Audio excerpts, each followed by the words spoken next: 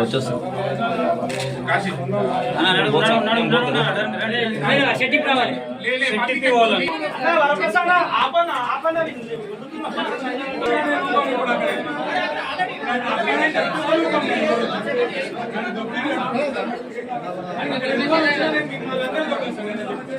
ఇది చాలా పురాతనమైన అతి పురాతనమైన దేవాలయము.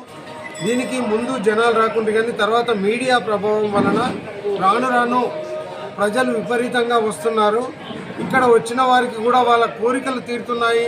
11 చుట్లు, 21 చుట్లు, 41, 108 చుట్లు తిరుగుతున్నారు. వాళ్ళ కోరికలు తీరుతున్నాయి. ప్రజలు చాలా వస్తున్నారు. మరి దీనికి మేము ప్రతి సోమవారము భజన కార్యక్రమం చేస్తాము. మరి ప్రతి గురువారము భగవద్గీత కార్యక్రమం ఉంటుంది. శ్రావణ మాసము, కార్తీక మాసము 41 డేస్ భగవద్గీత చదువుతారు. మరియు భజన కార్యక్రమం కూడా ఉంటుంది. ప్రతి పౌర్ణమికి భోజనాలు ఏర్పాటు చేయడం జరుగుతుంది. అంటే అన్నదాన కార్యక్రమం ఉంటుంది. అంటే అన్నదాతల సాయంతో అన్నదానం చేస్తాము. ఆ రోజు నైట్ మొత్తము భజన కార్యక్రమం కూడా ఉంటుంది. 6 రంధ్రాల్లోంచి మరి అప్పటి టెక్నాలజీ రంధ్రాలు మనకు ఉన్న సంవత్సరంలో 6 ఋతువులలో ఒక్కొక్క ఋతువులో ఒక రంధ్రం ద్వారా శిఖరం పైన సూర్యకిరణాలు పడి ఆ సూర్యకిరణాలు శివలింగం పైన పడేటట్లు అప్పట్లో నిర్మితం చేయడం జరిగింది. బ్రహ్మసూత్ర శివలింగము అంటే ఇటువంటి శివలింగాలు చాలా అరుదుగా ఉంటాయి. మనం ఒక్కసారి ఈ శివలింగంపై అభిషేకం చేస్తే మామూలుగా 1000 శివలింగాలకు అభిషేకం చేసినంత పుణ్యం వస్తుందని చాలామంది చెప్తూ ఉన్నారు. శివలింగేశ్వర టెంపుల్ నందికంది గ్రామం, సదాశివపేట మండలం, రంగారెడ్డి జిల్లా. ఈరోజు శివరాత్రి పురస్కరించుకొని మా ఊరికి ఇంచుమించు ఒక 15 నుండి 20 వేల మంది జనాలు వచ్చినట్టు కనిపిస్తున్నారు. ఇక్కడ దానికి తగ్గ ఏర్పాట్లు ఆలయ కమిటీ నుండి మా నుండి అందరం కలిసి చేశాము. ఒక 40 మంది యువకులు ముంగటికి వచ్చి స్వచ్ఛందంగా వాళ్ళు వారికి కావాల్సిన ఎటువంటి ట్రాఫిక్ ఇబ్బందులు కానీ క్యూ లైన్లలో కానీ ఎటువంటి ఇబ్బందులు రాకుండా చూసుకున్నారు. వారికి ధన్యవాదాలు తెలుపుకుంటూ ఈరోజు రాత్రికి మనకు భజన కార్యక్రమం మరియు సింగోద్భవ టైంలో మళ్ళీ అభిషేకం జరుగుతుంది. తెల్లవాళ్ళు జాగరణ చేస్తాం ఇక్కడ.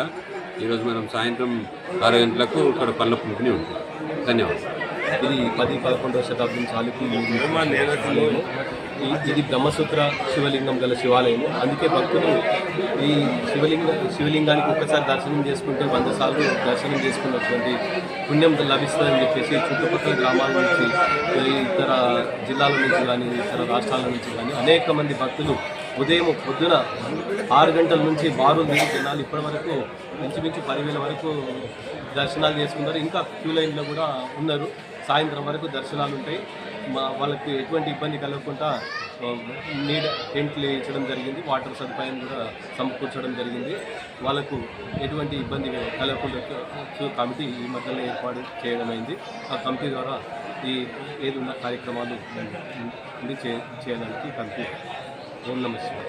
ఈ నందికంది గ్రామంలో శ్రీ భవానీ సమేత రామలింగేశ్వర స్వామి కొలువై ఉన్నాడు.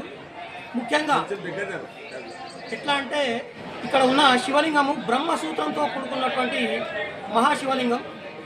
ఈ స్వామివారిని దర్శించుకున్న ప్రతి ఒక్కరికి కూడా ఎవరైనా సంతానం కలగని వాళ్ళు కానీ, ఏమైనా అనారోగ్య సమస్యలు ఉన్న వాళ్ళు కానీ, ఇంకా మంచి పై చదువులకు విదేశాలకు వెళ్ళాలని అనుకున్న వాళ్ళు కానీ వారి కోరికలను స్వామివారి హుండీలో రాసి స్వామివారి హుండీలో సమర్పించితే స్వామివారు వాళ్ళ కోరికలను కూడా నెరవేర్చే విధంగా చాలామంది భక్తులు కూడా ఇక్కడ చెప్పడం జరిగింది. ఇది 10-11వ శతాబ్దం కాలం నాటి, చాళుక్యుల కాలం నాటి శివాలయం.